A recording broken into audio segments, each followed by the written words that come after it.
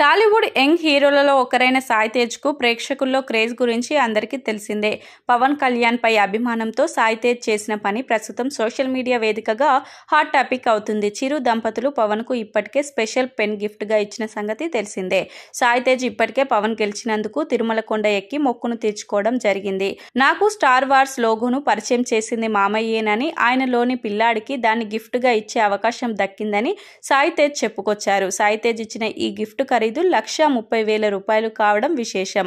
అలిపిరి నుంచి కాలినడకన తిరుమల చేరి సాయి తేజ్ మొక్కు తీర్చుకున్నారు.